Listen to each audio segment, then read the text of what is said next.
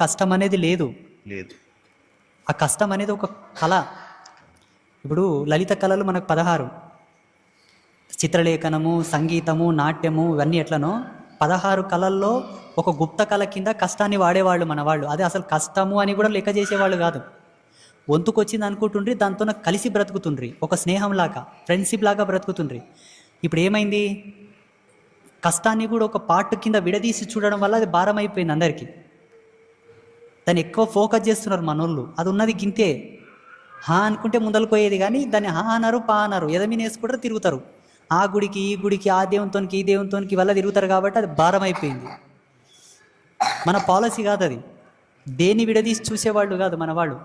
ఏదైనా పని చేస్తున్నా దాంట్లో ఆట పాట రెండు ఉంటుండే. వ్యవసాయం పని చేసినా, ఇంట్లో కిచెన్లో పని చేసినా, పెరట్లో పని చేసినా మంచి పాటలో తన్వయత్వం చెందుకుంటూ పని చేస్తుండ్రి. ఆట ఆడుతున్నా కూడా ఒక పాట పాడుకుంటూ చేస్తుండ్రి. ప్రతి దాంట్లో ఒక ఆటపాటల మీదనే నడుస్తుండ్రి. కాబట్టి అప్పట్లో కష్టాల గురించి ఎక్కువ ఫోకస్ లేదు. ఏమన్నా మితిమీరి తన శక్తికి మించిన ఉంటేనే భగవంతుని ధ్యానిస్తుండ్రి, పరమేశ్వర అని. ఇప్పుడు అట్లా కాదు. బెడ్ మీ నుంచి దిగేటప్పుడు దేవుడే కావాలి, బెడ్ మీ నుంచి కిచెన్లో కోనికే దేవుడే కావాలి, బట్టలు వినేటప్పుడు దేవుడే కావాలి, గిన్నెసెములు తోమేటప్పుడు దేవుడే కావాలి. ఇది పెద్ద ఫ్యాషన్ అయిపోయింది ఇప్పుడు ట్రెండ్ అది. ఇది ఎంతకాలం ఉంటుందో తెలియదు మళ్ళా. కాకపోతే ఏంటంటే, ప్రపంచ దేశాలతో కంపేర్ చేసుకుంటే భారతదేశంలో ఒక ప్రత్యేకత ఉంది. ప్రపంచంలో ఉన్న అన్ని మతాలతో పోల్చుకుంటే మన హిందూ మతంకు ఒక ప్రత్యేకత ఉంది. మన దేశంకున్న గొప్పతనం ఏంటంటే, ప్రపంచంలో ఉండే నేలలన్నీ సారవంతం కోల్పోతాయి, పంటలు పండవు. ఇది భవిష్యత్తులో జరుగుతుంది, మీరు చూడండి కావాలంటే. ఒకవేళ అంత వయసు మీకుంటే ముసలాయి వరకు చూడండి, తర్వాత ఒకవేళ ఉంటే కూడా చూడండి. మన దేశంలో నేలలు సారం అడుగంటావు.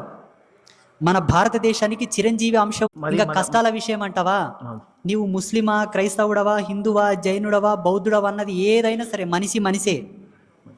మనిషి మానవ ధర్మములు ఉన్నంత వరకు కష్టం నీ కాలు మొక్కిపోతుంది, దుఃఖం నీ కాలు మొక్కి సెండప్ ఇచ్చిపోతుంది. మనిషి తన ధర్మాన్ని తప్పాడే అనుకోండి, పూజలు అక్కెరకు రావు, తపస్సులు పనిచేయవు, మంత్రాలు పనిచేయవు, భగవంతుడు కూడా బాయ్ చెప్తాడు కానీ నేను ఆదుకోడు. ఇది ఇప్పుడు కాదు, అనాది నుంచి ఉన్నటువంటి ధర్మం ఇది.